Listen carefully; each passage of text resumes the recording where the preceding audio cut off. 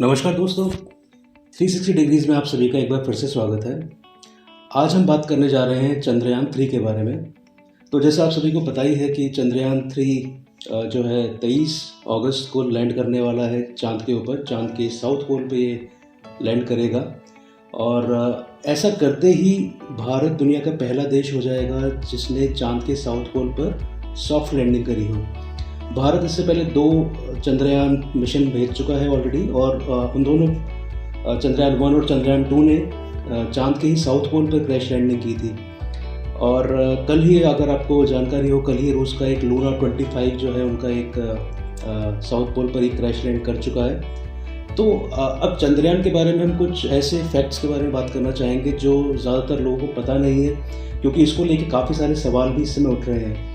तो सबसे पहले मैं बताना चाहूँगा कि मून मिशन आखिर कितने प्रकार के हैं, किस किस तरीके के मून मिशन भेजे जा चुके हैं। तो देखिए, सबसे पहला जो मून मिशन होता है वो होता है आपका ऑर्बिटर। तो इसमें क्या रहता है कि आपका जो भी शटल या जो भी आपने भेजा है वहाँ पे ऑब्जेक्ट, वो मून के चारों तरफ, चाँद के चारों तरफ वो चक्कर काटता रहता है। उसकी जो भी ऑर्बिट है उसमें चक्कर काटता रहता है और वहाँ से जो भी जानकारी है उसको वो अर्थ में भेजता है। देन आपका एक होता है इम्पैक्टर। इम्पैक्टर होता है, इसके अंदर जो भी प्रोब या सैटेलाइट आप मून पे भेज रहे हैं वो पहले वहाँ पर चक्कर काटता है उसके ऑर्बिट में, और उसके बाद वो जाके मून की जो आपकी सतह है चाँद की, उससे जाके वो टकरा जाता है। एक होता है आपका फ्लाई बाय। फ्लाई बाय इस तरह के मिशन होते हैं जिसमें जो डीप स्पेस के मिशन है, मान लीजिए आपको किसी और ग्रह की यात्रा पे जाना है और चाँद आपके रास्ते के बीच में पड़ता है, तो आप चाँद का जो ग्रेविटेशनल एरिया है, जो उसका ऑर्बिट है चारों तरफ, उससे होते हुए आप चले जाते हैं, वो आपका फ्लाई बाय कहलाता है। देन एक होता है आपका लैंडर। लैंडर के अंदर क्या होता है कि ये एक ऐसी डिवाइस है, या इसको आप ऐसा एक प्रोब बोल सकते हैं, जो चाँद की सतह पर उतरता है। और एक होता है आपका रोवर। रोवर एक ऐसी डिवाइस होती है जो चाँद की सतह पर चलती है। ये जैसे आपने मार्स का रोवर भी देखा होगा, तो ये एक ऐसी डिवाइस होती है जो सोलर पैनल के थ्रू इस पर सारा कुछ एनर्जी वगैरह आती है इस पर। देन ये वहाँ पर घूमती है उस पर्टिकुलर स्पेस पे। देन वहाँ से कुछ, अगर कुछ सैंपल्स लेने, कुछ इकट्ठा करना, तो ये वो चीज़ भी इसके थ्रू होती है। अब अगला जो आता है वो है क्रूड मिशन। तो इसके अंदर मानव इसमें जाते हैं, ह्यूमन क्रू इसके अंदर बैठ के जाता है स्पेस शटल पर। जैसे चाँद के ऊपर भी आपने देखा था अपोलो मिशन था, उसमें काफ़ी लोग गए थे वहाँ पे। तो इसके अंदर मानव जाते हैं स्पेस शटल के अंदर, और फिर वहाँ से सैंपल लेके यहाँ की पिक्स वगैरह लेकर लोग आते हैं। तो लोगों के मन में एक सवाल है कि 70 के दशक के बाद में मून मिशंस की संख्या कम क्यों हो गई, और अभी अचानक से मून मिशन इतना ज़्यादा हाइप क्यों है, इतना ज़्यादा। तो देखिए, बात सही है। 50 के दशक से ही अगर हम बात करें तो रूस और अमेरिका के बीच में एक स्पेस वॉर स्टार्ट हो गई थी। दोनों ने चाँद पर अपने मिशन भेजने स्टार्ट कर दिए थे। इन्होंने क्रूड मिशन भी भेजे थे, जिसके अंदर इन्होंने अपने अंतरिक्ष यात्री वहाँ पे भेजे थे। लेकिन उसके बाद 70 का दशक आते आते इन देशों ने मिशंस भेजने बंद कर दिए या बहुत कम कर दिए। हालांकि इनके अलावा और भी देश हैं, जैसे भारत है, चीन है, जापान है, और यूरोपियन स्पेस एजेंसी है, इटली है, इजराइल है। तो और इवन रिसेंटली यूएई ने भी एक चाँद पर एक प्रोब भेजने का प्रयास किया था, लेकिन इनमें से काफ़ी कम देशों को सफलता मिली है।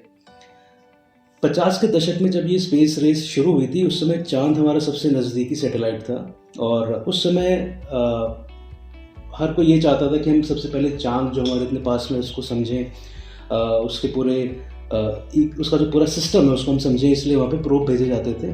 लेकिन धीरे धीरे फिर हम लोगों की प्रायोरिटीज़ बदलती गई। जैसे हम अब डीप स्पेस एक्सप्लोरेशन करने लगे, हम सैटेलाइट्स बनाने लगे अपने, उसके अलावा स्पेस में मिशंस हम लोगों ने स्टार्ट कर दिए। स्पेस अपना ISS वहाँ पर है ऊपर, स्पेस स्टेशन, तो वो भी वहाँ पर है। तो हमारी प्रायोरिटीज़ थोड़ी सी बदली, और उसमें कहीं ना कहीं चाँद से हमारा फोकस बदल गया, चाँद से फोकस हमारा हट गया। लेकिन चाँद पर जो इंटरेस्ट जागा है वो जागा है चंद्रयान 1 के आने के बाद में। तो अब जो अगला जो प्रश्न है उसमें हम इसी को हम एड्रेस करेंगे कि भारत ने मून मिशन क्यों भेजा, अभी क्यों भेज रहा है, और उसके फ़ायदे क्या हैं। तो देखिए, सबसे पहले 2008 में चंद्रयान 1 भारत में भेजा था, और इस यान के अंदर एक नासा का एक इंस्ट्रूमेंट भी ऑन बोर्ड था, जिसको हम बोलते हैं मून मिनरोलॉजी मैपर। तो इस चंद्रयान 1 का जो ऑब्जेक्टिव था, एक तो था कि हम चाँद की सतह को टच करें, कैसे भी करके वहाँ पर हमें अपने पैर रखने हैं। दूसरा था कि चाँद पर पानी की खोज करना। तो इस मिशन के अंदर हमने क्या किया, हमने क्रैश लैंडिंग करी वहाँ पर चंद्रयान 1 ने जाके साउथ पोल पे ही। और क्रैश लैंडिंग करने से पहले जो नासा के जो इक्विपमेंट्स थे उसके ऊपर ऑन बोर्ड जो थे, उन्होंने वहाँ पर वहाँ की जो पूरी इकोसिस्टम था उसको देखा और उन्होंने पता लगाया कि वहाँ पे पानी के कुछ पैचेस होने संभव थे। वहाँ पानी के कुछ पैचेस की पॉसिबिलिटीज़ उन लोगों को दिखी। और चंद्रयान 1 का जो ये जो फीडबैक आया वहाँ से, उसके बाद में चाँद को लेकर काफ़ी ज़्यादा एक क्यूरोसिटी वापस से जन्मी, क्योंकि वहाँ पे काफ़ी मात्रा में पानी हो सकता है, काफ़ी मिनरल्स, काफ़ी अलग तरह के एलिमेंट्स और भी कई तरह की धातुएँ वहाँ पे हो सकती हैं। तो इसी वजह से भारत ने एक फॉलोअप मिशन भेजा था चंद्रयान 2। लेकिन अनफॉर्चुनेटली वो जो मिशन था हमारा, वो क्रैश लैंड हो गया। वो कुछ 100 मीटर ही रह गया था लैंड करने से, उससे पहले वो क्रैश हो गया। उससे हमारा कम्युनिकेशन डिसरप्ट हो गया और वो क्रैश लैंड हो गया था। वो भी साउथ पोल पे ही गया था। तो अब बात आती है कि इसरो मिशन क्यों भेजता है। तो देखिए, इसरो जो भी मिशन भेज रहा है, चाहे चंद्रयान 1 हो, 2 या 3 हो, ये टेक्निकल डेमोन्स्ट्रेटर्स हैं इसरो के लिए।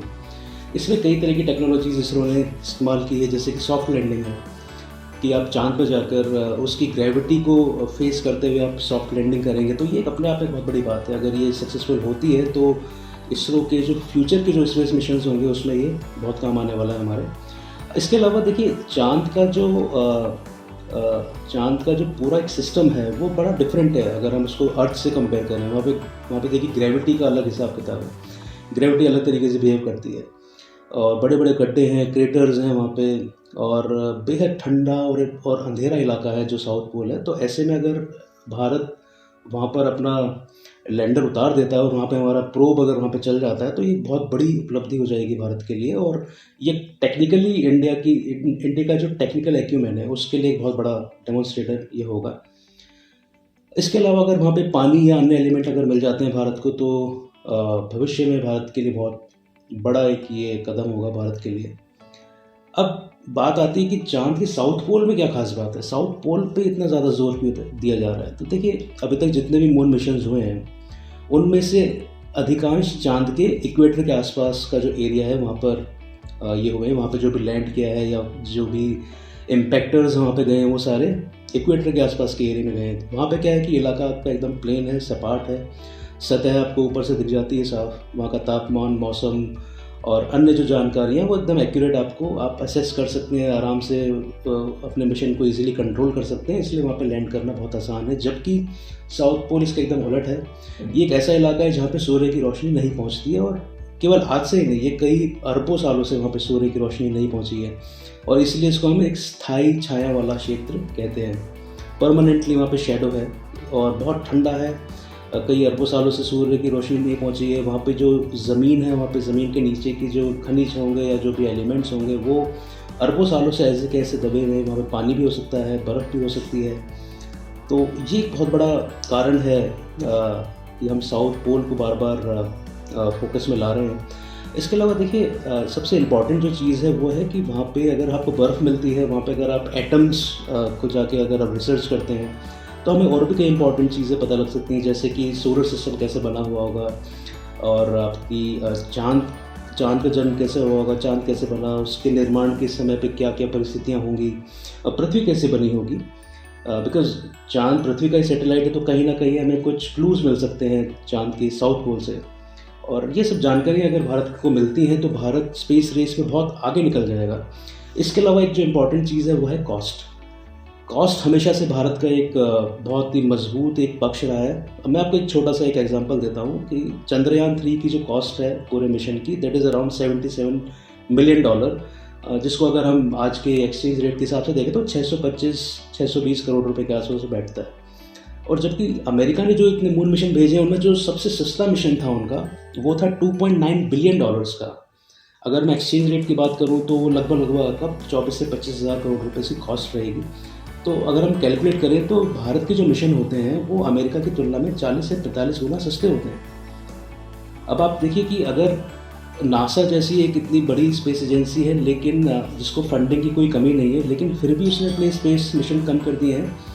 और वो प्राइवेट कंपनी जैसे स्पेस एक्स है उसको अपने मिशन देती है। तो कॉस्ट एक बहुत बड़ा गेम चेंजर होगी, साथ में टेक्निकल सुपीरियरिटी तो इसरो के पास है ही, और अगर ये स्पेस मिशन सक्सेसफुल हो जाता है तो भारत जो है और इसरो जो है उसका दर्जा कहीं ज़्यादा बढ़ जाएगा। तो ये सभी ये सभी इस तरह के क्वेश्चन हैं, उनके मैंने आंसर देने की कोशिश की है। चंद्रयान की सफलता के लिए अग्रिम बधाई, और इस बार हमें सफल होना ही होना है। Thank you so much for watching. Thank you, take care.